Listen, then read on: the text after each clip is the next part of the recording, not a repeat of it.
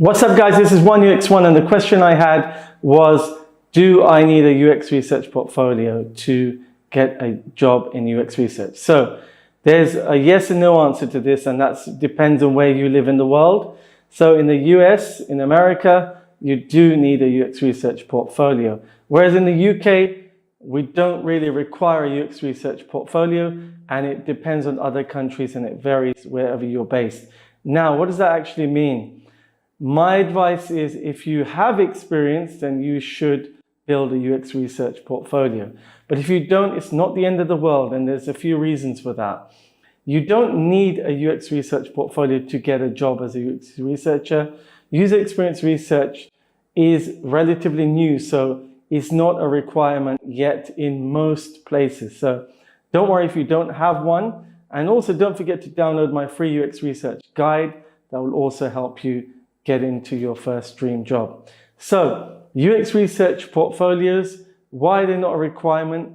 One of the reasons is that there's a shortage of UX researchers around the world, as it's such a new career compared to even UX design, which is also relatively new compared to developers. So if you look at the career of UX research, it's the most recent addition to a design team and to a development team. So for that reason, there are plenty of jobs and they're not really requiring UX research portfolios. I haven't had to present one in my jobs as a UX researcher, as a senior UX researcher. Even then, I haven't had to create a portfolio. I just use my UX design portfolio, but you don't really have to. Now, what does that mean for you? It means that if you have no experience, or you're building a case study, so let's say you're working as a volunteer or you're working part-time and you're building these case studies, then it's good to have even a short portfolio.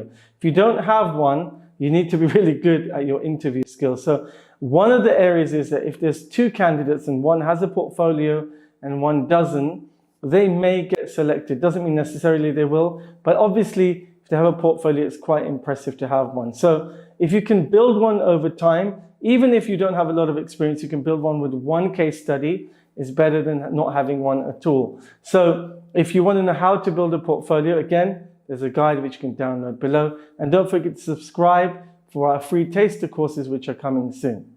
Now, in terms of the portfolio itself, how does it look? What should it include? So I'd include something about yourself, so they get to know your personality. Talk about the problem itself that you were solving. So when you're designing it, you want to talk about what was the problem you're trying to solve? How did you discover that problem? How did you find out it was a problem? So you need to use evidence of the interviews, the focus groups, or whatever apps you might have used, even if it was Google Forms or UserZoom. If you don't have any software, don't worry. You can do it on pen and paper.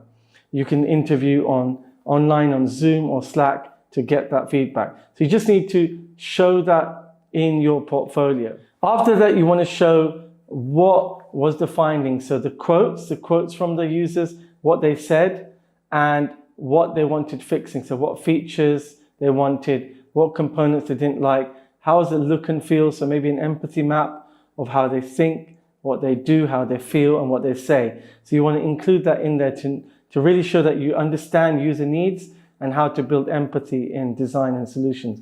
And then you want to talk a bit about how you created that solution. So i.e. what you're offering the UX designer as a researcher, you're saying, look, this is what users want. Here are the things you need to fix or look at fixing, because not everything can be fixed.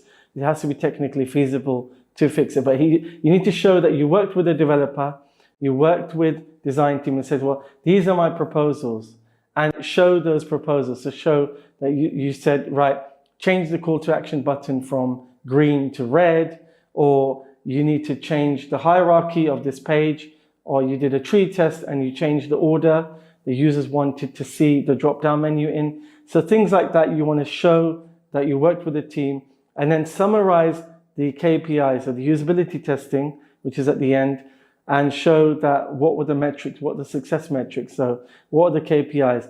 Time on task. You were able to reduce the time it took them to complete the task.